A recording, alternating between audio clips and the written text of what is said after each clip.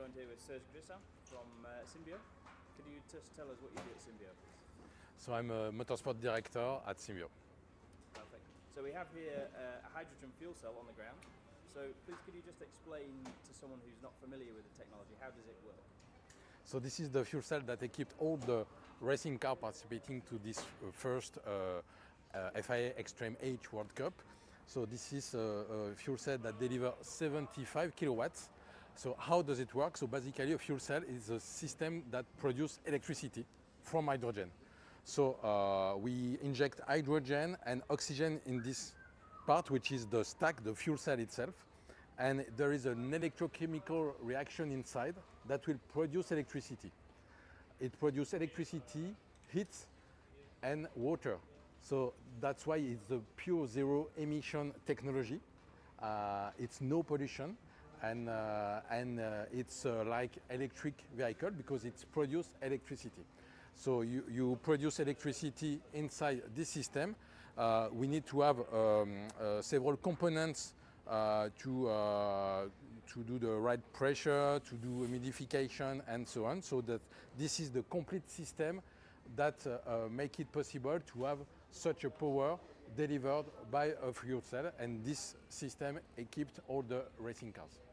So this system here, one of these is the same that's in these race cars here? Exactly, and there's a lot of things that are exactly the same that the fuel cell we are developing, for example, for buses, trucks and all type of vehicles runnings, and particularly the stack is exactly the same.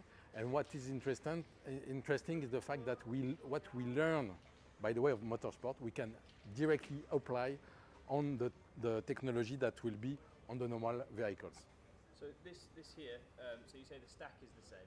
Yeah. So what has been tweaked on the cars versus an off-the-shelf fuel cell that you make? I will not explain in details because of course it's part of knowledge to do a fuel cell for racing world, and of course there is things that are linked to the FIA regulations, to the racing environment, to the specificities of the racing cars as well, and the architecture of the racing car.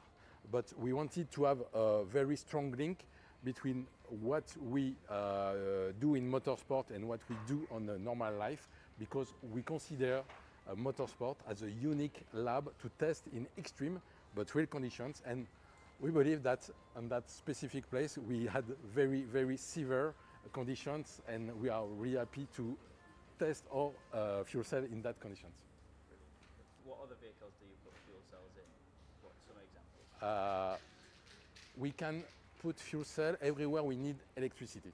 So we can have fuel cell on cars, truck, buses, utility vehicles, boats, trains, but also we can use fuel cells for what we call stationary, which is powering power generation, power stations, and it's what is really interesting is the fact that it's a zero emission power generation.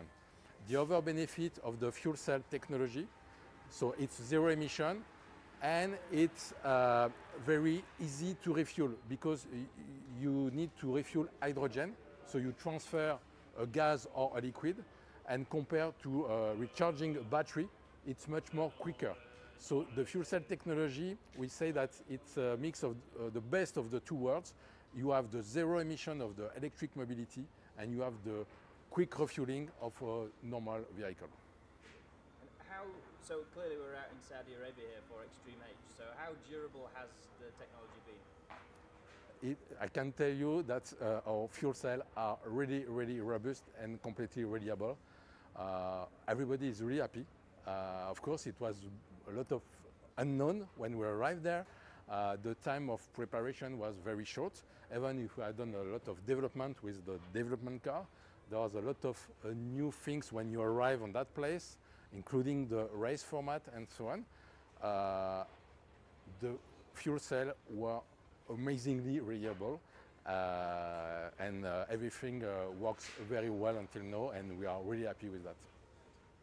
How long has it taken to develop the sort of standard fuel cell stack for Symbio? How long has this technology been in development with Symbio? At Symbio, so we are at the all stages of the value chain for the technology. That means we are developing our own bipolar plates, our own membranes, so stacks and the system. So it's complicated to answer because it's a lot of work, of course, to develop a technology, a membrane technology or bipolar plate technology. It's several years at least. And then you have also to develop the system, which is also a huge effort. That's also another reason why we use this technology and we are not developing specific technology for racing car because, of course, the effort is amazing. So it's several years of development. So clearly, the fuel cell has been through lots of testing and development, in particular with Extreme H and Spark and the FIA. Is there anything that you've learned having actually been here and started racing that you'll take back with you? A lot of things. We learn a lot of things, even if, as you say, we have done a lot of tests, but the tests in real conditions are the test, and the race is the race. And we learn a lot also on the way to manage everything regarding the safety, which is a key point, of course. And we have done some minor adjustments. We learn a lot on also how the fuel cell work in extreme conditions in terms of temperature. I think we were close to 40 degrees in ambient temperature. In terms of dust, because as you have seen, there is a lot of dust everywhere there. In terms of severity of the solicitations, we are something like 30 G of acceleration sometimes on the fuel cell. So we learn a lot about the robustness of our technology. Good. Just a general question, not necessarily to Symbio, but there's no moving parts within a fuel cell, is there? So in theory, what could go wrong within a fuel cell? So a fuel cell is a system, first, where there is no combustion compared to a normal engine. That's why there is no pollution. On the stack itself, so there is no moving parts. The only moving part you will find on, for example, compressor, on pumps, and that's the components where you can find moving parts. And so we are developing the stacks, we are developing the technology in the stack. Of course, we are not developing and producing the components around. We are giving our specificities for each component. But on the stack, we are doing everything. And we are really happy with the reliability of the fuel cell on these typical conditions. Is there any interest from any other motorsports or car manufacturers about this technology? As long as you want to use electricity, you can use a fuel cell. What is interesting in motorsport, once again, is the fact that it's extreme conditions, but it's real conditions. The vehicles are over-instrumented, so each time you are running a test, you have an incredible feedback.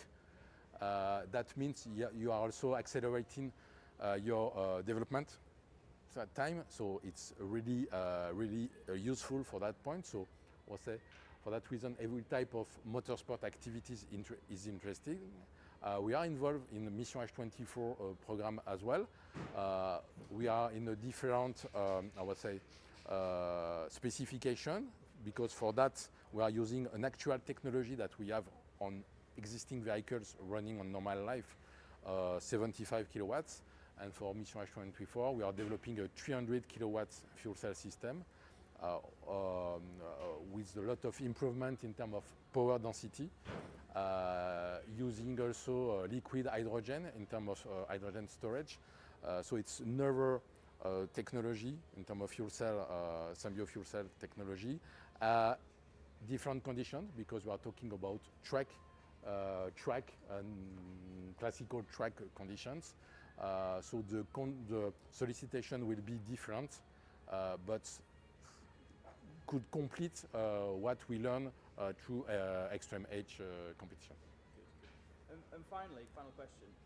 do the teams and the drivers get to tweak with any of the software or the fuel cell, or get to change anything within the performance? Or the objective was for the drivers and the teams, I would say, to see nothing in terms of specific technology. Very simple.